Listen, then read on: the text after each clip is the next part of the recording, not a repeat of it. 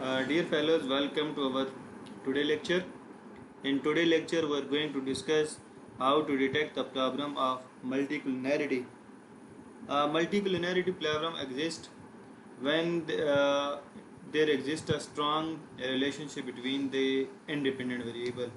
Okay, there are different methods how to check the problem of multicollinearity. But in our today lecture, we are going to discuss one of these methods, and in my next video I will discuss in detail about multicollinearity, its consequences, and what are the different methods that how we resolve the problem of multicollinearity. But in this video I am going to only check how to detect the problem of multicollinearity. First of all, go to view, and the first step is bring your data into the EViews file. Go to file, new work file, and here mention your start and end date of the data. As in my previous lecture, I am telling again and again that how you bring your data into the EViews file, so I am not discussing that thing in detail in this lecture. And now go to Excel, copy your data, and go to quick empty group and paste your data here. Okay, so before checking the problem of multi, first apply OLS on your variable. And how you apply the OLS method? There are two methods there for applying the OLS. The first method is command method. Here you can write the command for applying OLS. The other method is first select your dependent variable, then press Ctrl, and then select your all independent variable one by one. Then right click, open as equation. So here you can see that the first variable is your dependent variable, and the method is already selected, which is OLS method or ordinary least square method. So keep it as it is and press OK. So when you press OK, you will get the result. And here you can see that your dependent variable is GDP, and these are your independent variables R square, and these are the remaining result. Okay, as you can see that our R square is very high, very much high, 0.99, which means that 99% variation in the model is because of this variable. Okay, so when your R square value is very high and you some variable have opposite sign. Okay, for example, let's suppose we say that CPI have positive relationship with GDP, but in result it's showing negative sign. And we can say that, for example, interest rate have negative relationship with GDP, but here its sign is positive. So when this is the case, that in results your some variable are showing opposite sign, in theoretically they have positive relationship, but in result they are showing negative relationship. And some variable who have positive relationship with the dependent variable, they have showing negative relationship with the dependent variable. So it means there exists a problem of multicollinearity in your data. If this is the case, you have to look at the theory, and after looking at the theory you can tell about the relationship between the dependent and independent variable. And there is another method that you can check the existence of multicollinearity without applying any test to the model. Okay, if you have OLS result, then if you can see that your most of the variable are insignificant. For example, if your most of the variable are insignificant, but your R square is still high, then it means there exists a problem of multicollinearity. But in my data, in my result, my mostly variable are significant as their p value is less than 0.05. So when your result shows you that your mostly variable are insignificant and your R square value is high, then it means there exists a problem of multicollinearity in the data.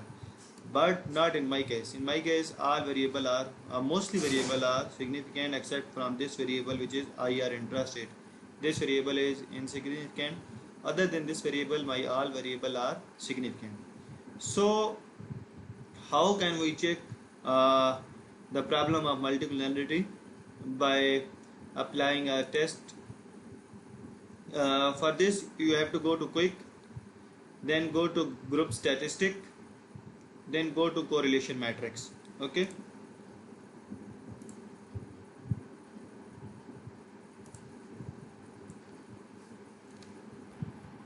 so here is the result of correlation matrix.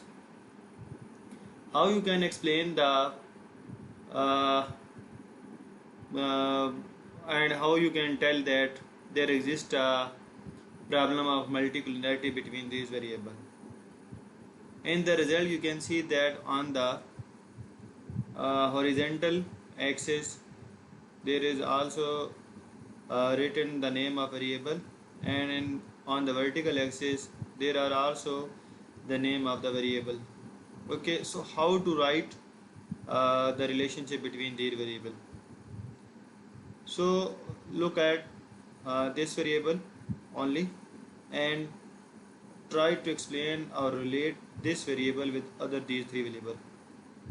GDP to GDP, it is 100% related. CPI to GDP, then how much relationship exists between IR and GDP, then M1 and GDP, then M2 and GDP, M3 and GDP. So, okay, so this is the way that how you read the result. Okay, let's talk about this another variable. So in this variable you have to tell that how much GDP is related with CPI, how much CPI is related with CPI, how much interest rate is related with CPI, how much M1 is related with CPI, how much M2 is related with CPI, and how much M3 is related with CPI. I hope that now you can understand how to read these results. Okay, now in the result look at those values which are above than 90%. Above than 90% mean that there exists a high multicollinearity between these variables. Okay, forget about the relationship between independent with dependent variable. Okay, it is our ideal condition, ideal situation when our independent variable is highly related with the dependent variable. We have to relate the independent variable with independent variable. Okay, as you can see that M3 is highly related with M1 as its calculated value or their correlation value is greater than 90%, which means that M3 and M1 are highly correlated. Okay, similarly M3 and M2, they both are highly correlated. Okay, so this one M3 and M2, M3 and M2 are also highly correlated. Okay, so and M2 and M3 similarly, M3 and M2 and M2 and N3, it is the same thing.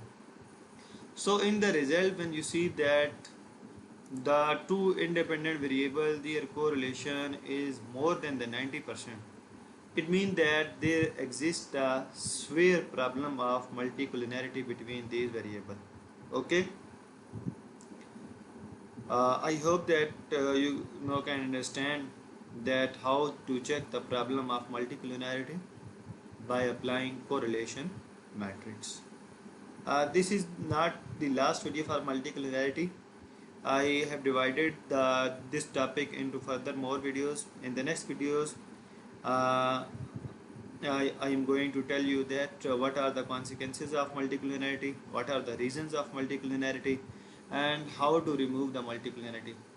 And I will also discuss separate different other methods for checking the problem of multicollinearity. So best of luck for the next video, and I hope you will try to watch this video and try to learn that how you can check the problem of multicollinearity.